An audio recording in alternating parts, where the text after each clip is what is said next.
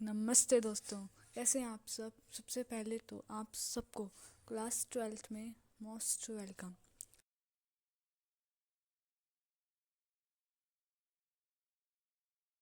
Welcome to class 12th boards. आपको पता है, जब हम 11th से 12th में आते हैं ना, तो एक अजीब सा प्रेशर फील होता है। रिलेटिव्स पूछते हैं बोर्ड्स में कितने लाओगे,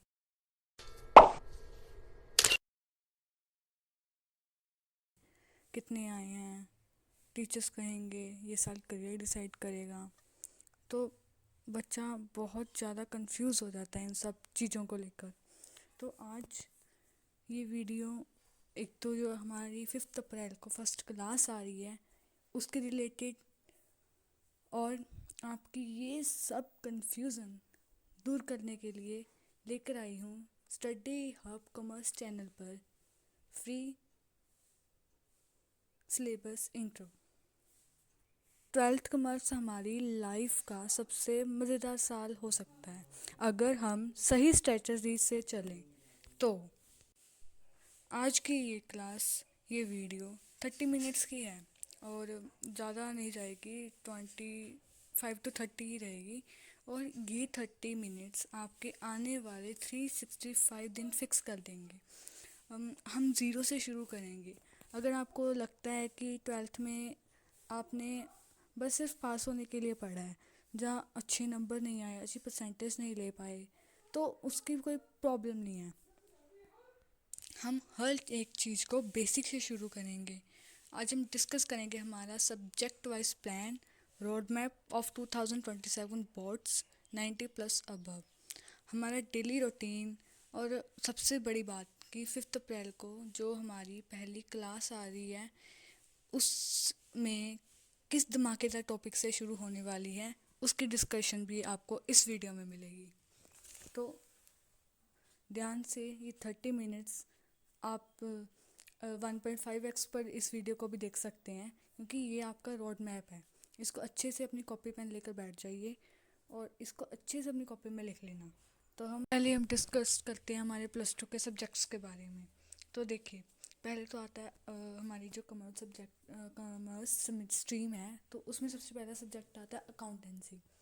तो अकाउंटेंसी, उसके बाद आती है बिजनेस स्टडीज़, फिर इकोनॉमिक्स, और उसके बाद है इंग्लिश। ये हमारे 4 मेन सब्जेक्ट्स हैं और 5 होते हैं। तो एक होते हैं जैसे कि पंजाबी, फिज़िकल एजुकेशन और आईटी हो गया।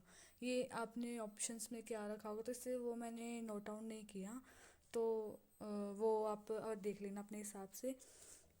ये है हमारी कॉमर्स के सब्जेक्ट्स।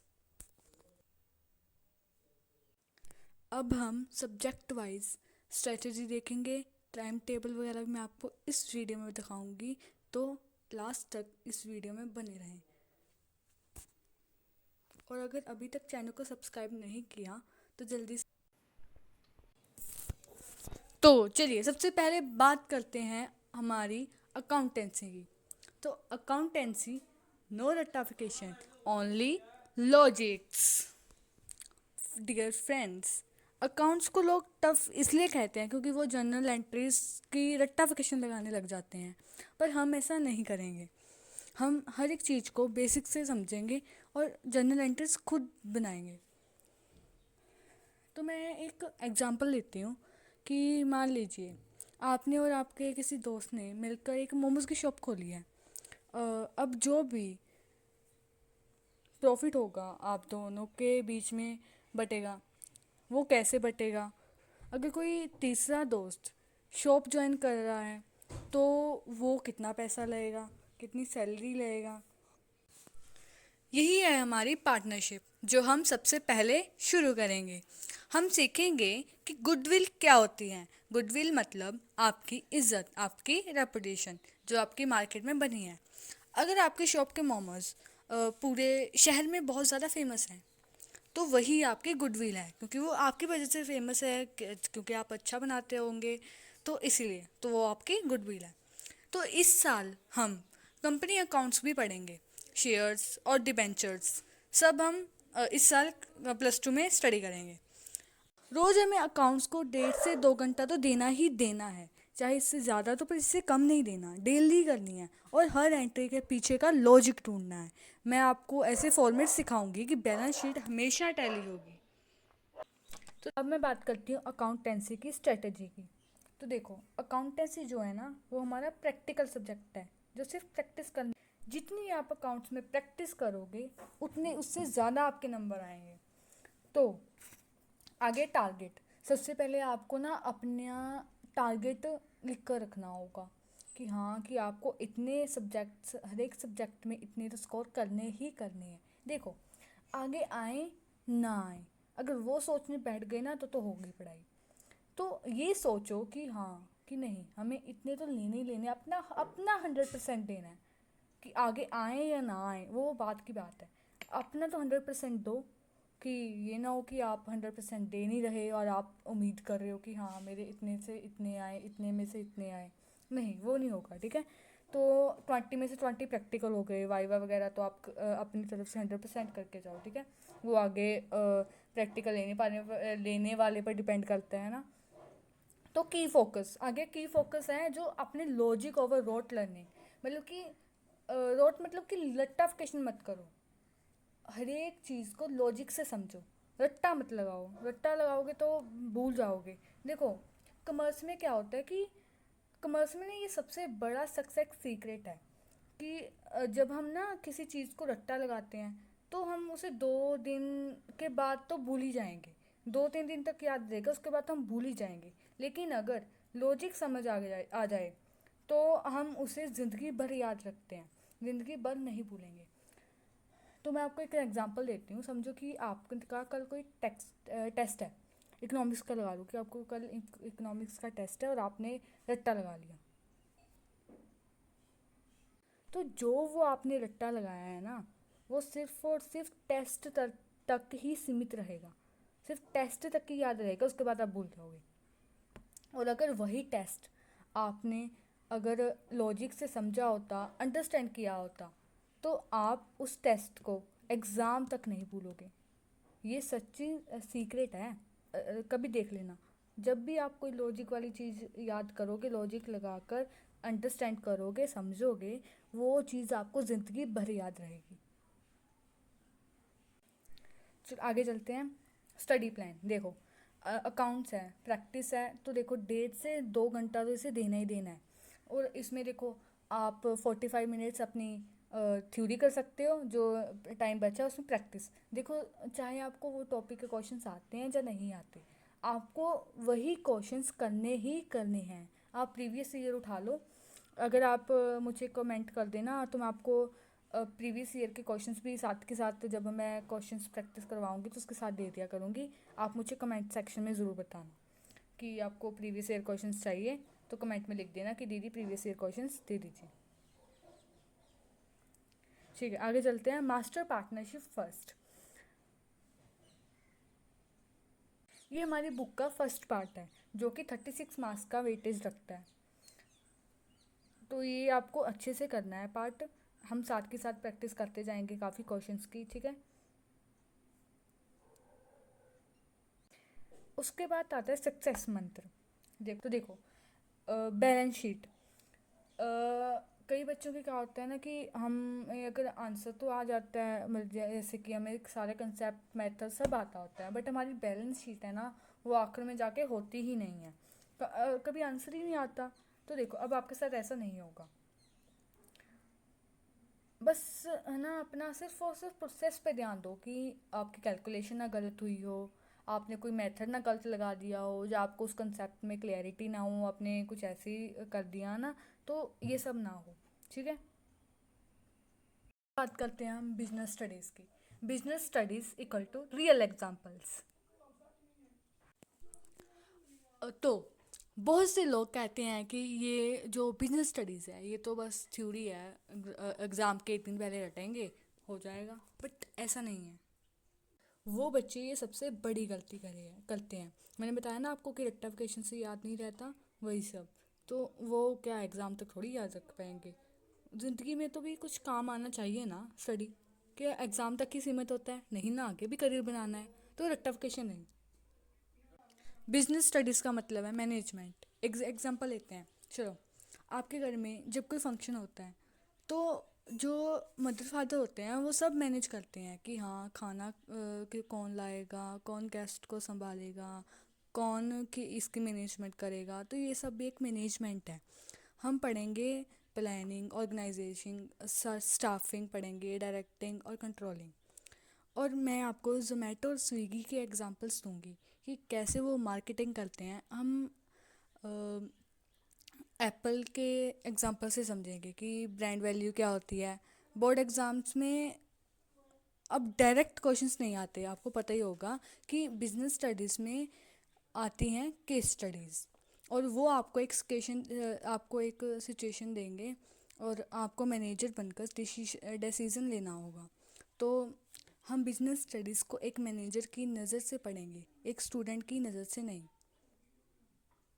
देखो बिजनेस स्टडीज़ में क्या होता है कि जो सिचुएशन है ना, जब तक आप उस सिचुएशन में अपने आप को नहीं डालोगे ना, तब तक आपको उस सिचुएशन का सलूशन नहीं मिलेगा। तो बिजनेस स्टडी में जो भी आपको केस स्टडी में सिचुएशन दी जाएगी, पहले आप खुद देखो कि हाँ अगर उसकी जगह मैं होता तो मैं क्या करता। तो आपको बस वही बिजनेस स्टडीज़ में यूज़ करना है कि सिचुएशन की जो सिचुएशन है उसमें खुद को डालना है, रियल की एग्जांपल्स की तरह देखना है। ओके, कहते हैं बिजनेस स्टडीज़ की स्ट्रेटजी की। तो business study the case study master, इसमें ज़्यादातर केस स्टडीज़ ही आती हैं और उसी में बच्चे फंस जाते हैं। तो टारगेट मास्टरिंग कीवर्ड्स, हमें जो कीवर्ड्स हैं ना उनको इतनी अच्छी से पढ़ना है, इतनी अच्छी से पढ़ना है कि वही कीवर्ड्स, जैसे कि समझ लो कि जो मैं आपको नोट्स दूंगी ना, वो जो कीवर्ड्स हैं वही इनफ है। तो अब हम आते हैं बिजनेस के स्टडी प्लान पर। 3 to 4 days a week, alternative days with economics, 1 hour each। आगे है लर्निंग थ्रू निमोनिक्स। निमोनिक्स क्या होते हैं? निमोनिक्स का मतलब होता है किसी मुश्किल लिस्ट या कोई ऐसे पॉइंट्स को जो आप याद नहीं रख पाते, उसे किसी मज़ेदार सेंटेंस या किसी वर्ड में बदल देना ताकि वो दिमाग में छप जाए। बिजनेस स्टडीज़ में एक बहुत फेमस टॉपिक है फीचर्स ऑफ मैनेजमेंट। आपको एक एग्जांपल देती हूँ। इसके 7 पॉइंट्स हैं जो अक्सर बच्चे भूल जाते हैं और उन्हें याद रखने के लिए कई अपने ही निमोनिक्स बनाने लग जाते हैं, तो कुछ अपनी ही ट्रिक्स। तो वो अच्छी बात है उससे, जिससे आपको याद रहता है। तो जब मैं आपको चैप्टर स्टडी करवाऊँगी तो उस चैप्टर में आपको सभी ट्रिक्स, सभी निमोनिक्स बताए जाएंगे। इसका सक्सेस मंत्र देखो लिखा हुआ है, थिंक लाइक अ मैनेजर। आपको बताया था ना कि कोई भी सिचुएशन हो उस सिचुएशन में खुद जाओ और फिर जाकर आपको सोल्यूशन मिलेगा, नॉट जस्ट अ स्टूडेंट।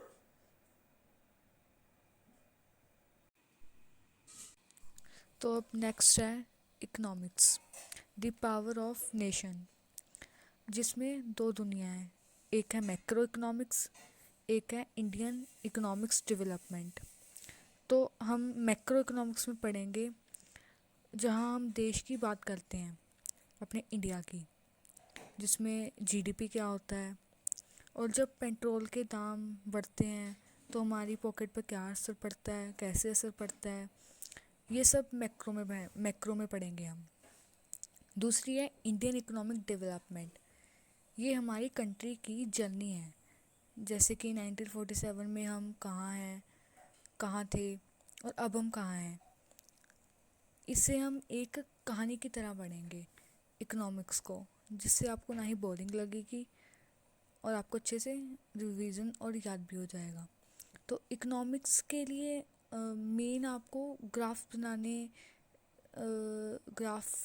बनाओ, डायग्राम्स बनाओ, इसमें ज़्यादा मार्क्स मिलते हैं।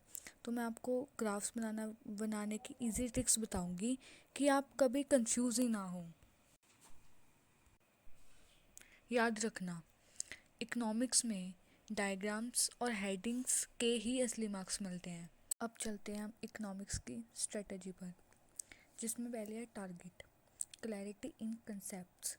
कोई भी एक छोटा सा कंसेप्ट भी मत छोड़ो, क्योंकि अगर आपको फुल मार्क्स लेने हैं तो आपको सब पढ़ना होगा। एक भी कंसेप्ट चाहे वो एग्ज़ाम में आता हो, प्रीवियस ईयर में आया हो ना आया हो, सब करना है। और प्रिसीशन इन डाटा, हर एक डाटा को एनालाइज करके उसको रिवाइज करना है, क्योंकि economics is all game of dates data. आगे की फोकस, आपको ग्राफ्स और इकोनॉमिक की पॉलिसीज़ पर ज़्यादा ध्यान देना है। आगे स्टडी प्लान।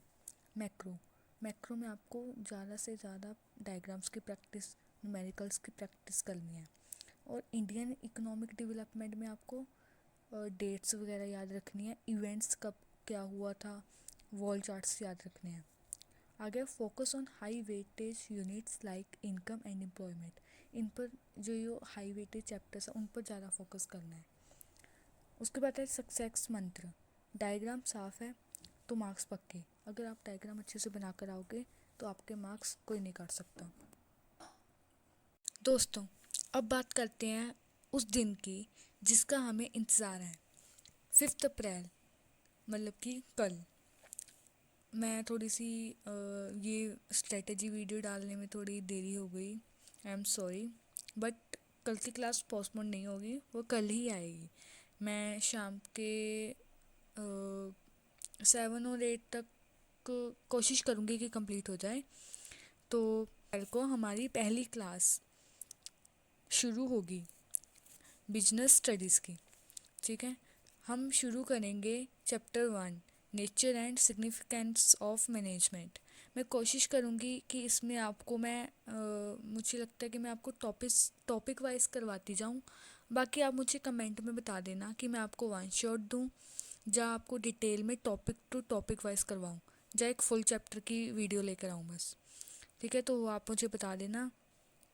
तो मैंने ये चैप्टर इसलिए चुना है क्योंकि ये हमारा बेस है, तो इसलिए हम बेस से स्टार्ट करेंगे।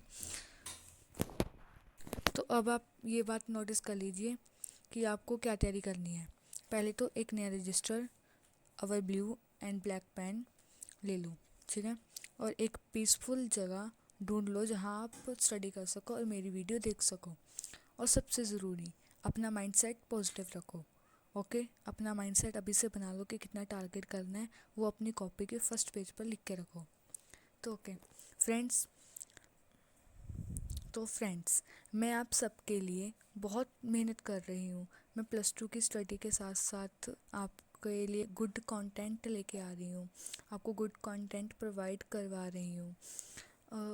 अब आपकी बारी है। अगर आप तैयार हैं 95% के लिए तो कमेंट में लिखिए प्रेजेंट।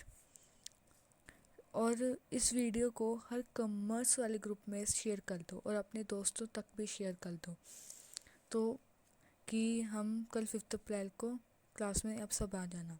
तो मिलते हैं 5 अप्रैल को हमारी पहली धमाकेदार क्लास में। तब तक के लिए keep studying and keep shining. Bye bye, take care.